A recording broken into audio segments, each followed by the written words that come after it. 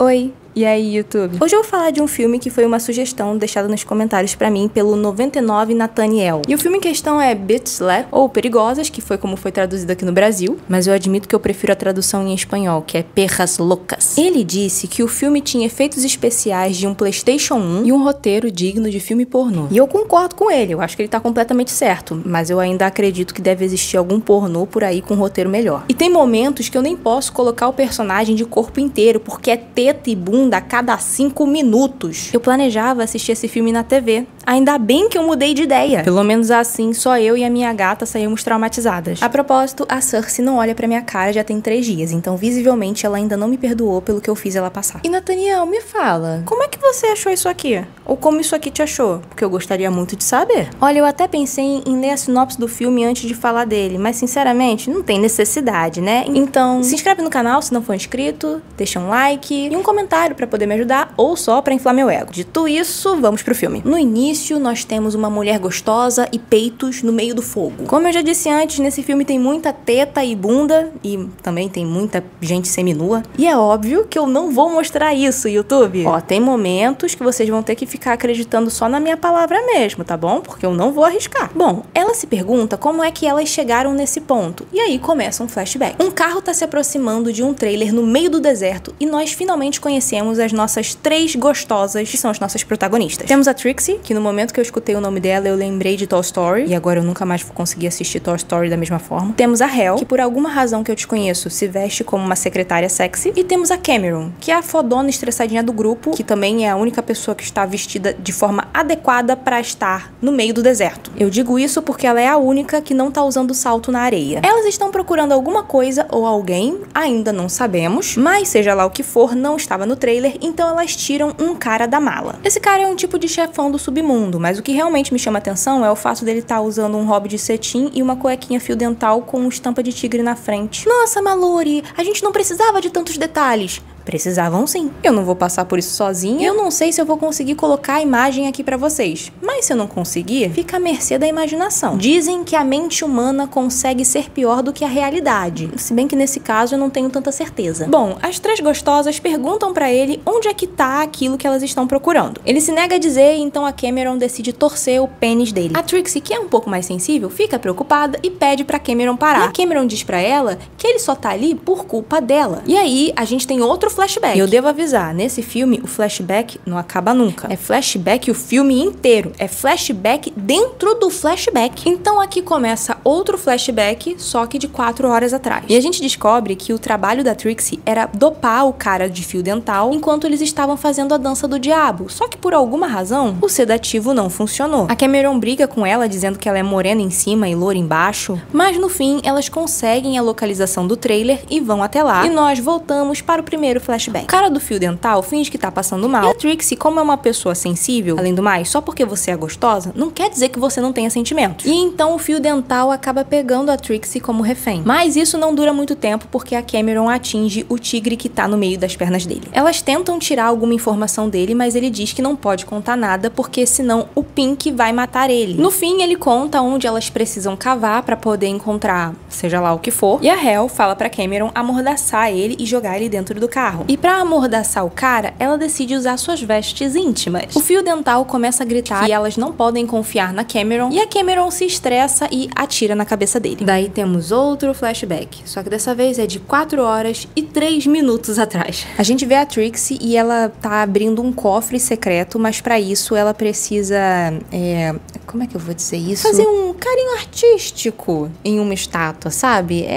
Uma polidinha no mármore. E depois enfiar um pente pra poder abrir o cofre. Só que o fio dental pega ela mexendo no cofre. E aí a Cameron atira na janela, chega no local, salva a Trixie e tudo isso tá acontecendo com um CGI lindíssimo. Isso aqui me lembrou o Incrível Hulk. E depois voltamos para o primeiro flashback. A Hel tenta entender o que o cara do fio dental tava querendo dizer pra ela sobre não poder confiar na Cameron. Ela e a Cameron Cameron discutem, mas no fim elas meio que se acertam. E a Trixie fica dizendo que o fio dental confiava nela e ela traiu a confiança dele e agora ele está morto. E aí a gente tem outro flashback. Não tem nem 10 minutos que eu saí de um flashback e eu já estou indo pra outro. A Trixie tá lá dançando com pouca roupa pro fio dental e aí ela dá um triplo mortal, twist carpado, tudo isso só pra poder sentar no colo dele e colocar um comprimido na bebida dele. E o flashback acaba. Elas estão cavando e conversando e contam um pouco sobre esse tal do Pink. O Pink, ele é meio que o rei do crime. E aí você sabe, o de sempre. Tráfico, comércio de armas pra terroristas, cortar a cabeça de pessoas com katanas e depois empilhar seus corpos. Normal. Só que ninguém sabe como ele é e ninguém fala diretamente com ele. E aí temos mais um flashback. A Cameron tá num fundo verde, a cena parece ter sido feita no Paint, e ela foi atrás de um cara que tava praticando a dança do diabo na rua com 2 seguranças. Mas ele não tava dançando com os 2 seguranças, ele tava com uma garota, só que ele tava com 2 seguranças protegendo ele, entendeu? Bom, a Cameron chega, dá um choque na bunda dele, pega um pente do cabelo dele e é o pente que a Trixie vai usar pra poder abrir o cofre. A Cameron decide estourar a cabeça do cara com o pneu da moto e fim de flashback. Daí nós temos peitos, mulheres usando saltos e roupas curtas, enquanto elas cavam no meio do deserto de forma sensual. E o jeito com que elas decidiram cavar é a forma mais inconveniente possível. Elas vão ter um puta problema na coluna depois. Imagina, a gente se cai, torce o tornozelo, dá um jeito na coluna. Como é que você explica pro seu médico que você vai ter que fazer fisioterapia porque você estava empinando a bunda enquanto você estava cavando de salto? Elas percebem que tem um carro de polícia se aproximando e a Hel conta uma história dizendo que elas fazem parte do coral da igreja, que o carro delas não estava funcionando, mas que elas já tinham ligado pro reboque e logo ele ia chegar. O policial acredita e vai embora. E adivinha o que veio depois disso? Se você disse flashback, pois parabéns, você acertou. Nessa hora eu fui ver quanto tempo de filme eu já tinha assistido e só tinham se passado 30 minutos. Bem, depois de enxugar as minhas lágrimas, eu percebo que esse flashback se passa 5 noites antes do primeiro flashback e eles estão no Departamento de Segurança dos Estados Unidos, onde ao invés das pessoas estarem trabalhando para poder proteger o país, elas estão na verdade usando o local para fazer de boate de stripper. O cara do fio dental tá lá assistindo o show e aí a Hel liga uma luz e começa a tocar Ave Maria. E as strippers fogem do palco como se elas fossem o próprio Satanás. Olha, ninguém, absolutamente ninguém que está envolvido nesse projeto vai pro céu. Isso aqui é uma blasfêmia. De qualquer forma, a Trixie aparece vestida de anjo da Victoria's Secret e pergunta quem é que quer ir pro paraíso e ela consegue conquistar o fio dental. Será que dá tempo de eu voltar a me confessar na igreja? Talvez eu ainda consiga perdão pra minha alma.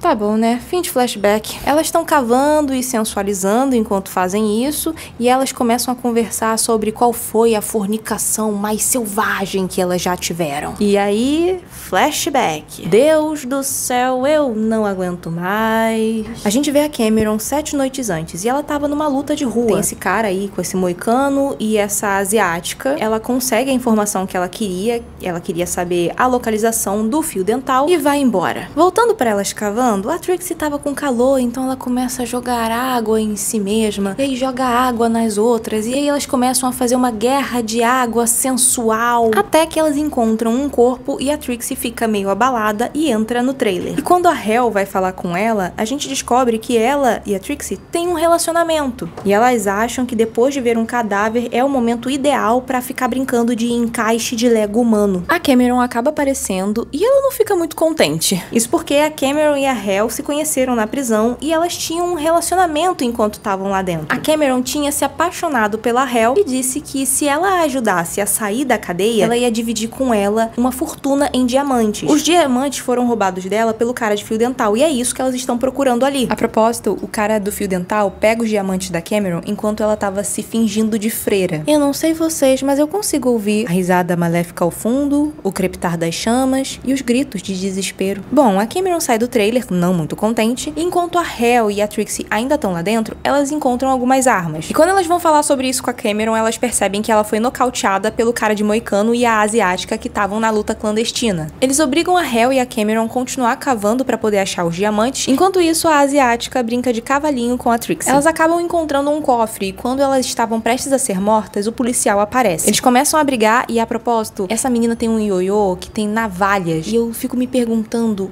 como é que ela consegue não cortar a mão dela quando esse negócio volta pra ela. Mas assim, isso foi só um questionamento meu mesmo, vamos ignorar. O moicano e a asiática morrem e a Trixie algema o policial no trailer. Lembra da festa em que a Trixie tava vestida de anjo? Então, o policial tava nessa festa. Ele fala que se apaixonou por ela desde aquele dia e que a reconheceu quando ela tava com um carro supostamente quebrado. E ele só decidiu voltar porque ele sentiu que tinha alguma coisa errada. Ele fala pra ela que não é tarde demais pra ela fazer a coisa certa. Ela sussurra alguma coisa no ouvido dele e depois ela vai ajudar a Hel. Elas entram no cofre e veem que lá tem vários objetos que o fio dental roubou do tal do Pink. Elas encontram os diamantes, saem do cofre, só que a Cameron, ela tava meio doida. Então a Hel achou que era uma boa ideia prender ela numa coleira com uma corrente. O problema é que ela acabou se soltando e quando ela viu as duas, ela não reagiu muito bem. A Hel e a Cameron começam a lutar, a Cameron amarra a Hel e começa a jogar gasolina em tudo. E quando ela tá fugindo com os diamantes, a Hel explode o carro dela, o fogo alcança o trailer e o trailer explode com o policial lá dentro. E aí temos o quê? Flashback. Cara, são tantos flashbacks que alguns deles eu juntei e outros eu ignorei. Eu até podia dizer que eu fiz isso pra conservar o seu bem-estar psicológico, mas seria mentira. Eu fiz por mim. Continuando, a gente descobre que a Hel é na verdade uma espiã. A gente vê ela lutando na neve, usando um sutiã e uma mini saia. E depois ela vai embora da montanha voando com um fogo que saiu do rabo dela. E a verdade é que a Hel foi pra cadeia pra poder se aproximar da Cameron, pra ela poder encontrar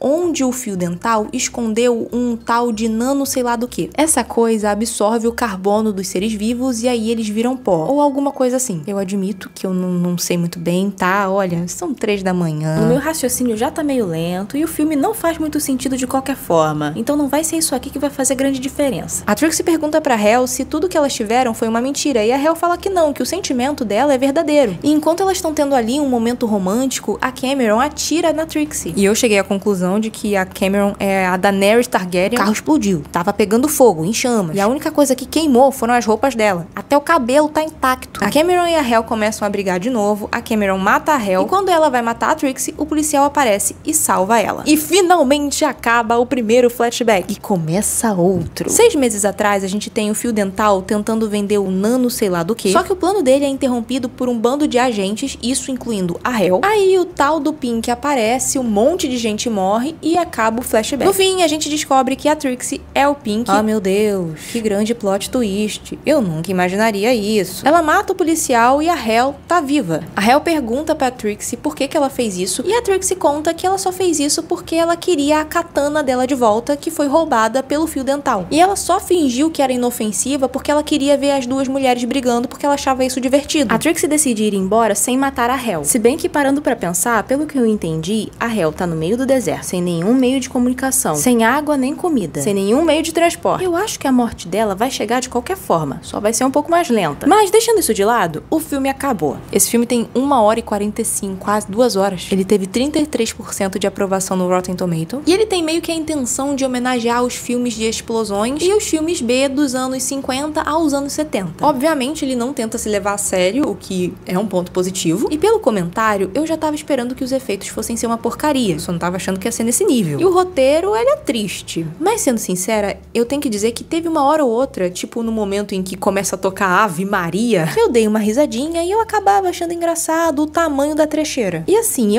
na minha opinião, eu acho que comédia é uma coisa muito particular de cada um. Às vezes o que é engraçado pra mim não é engraçado pra você. Mas mesmo que você ache graça no tipo de piada que eles fazem nesse filme, eles costumam repetir várias vezes a mesma piada. Então assim, na primeira vez vai ser engraçado, na quinta, nem tanto. Resumindo, o filme é chato. Eu acho que ele falhou miseravelmente na tentativa de homenagem dele, mas eu fico pensando que talvez, se eu fosse, sei lá, um jovem adolescente de 14 anos com os hormônios à flor da pele, pode ser que eu gostasse desse filme. Nunca saberemos. Mas é isso, valeu por assistir até aqui, tchau!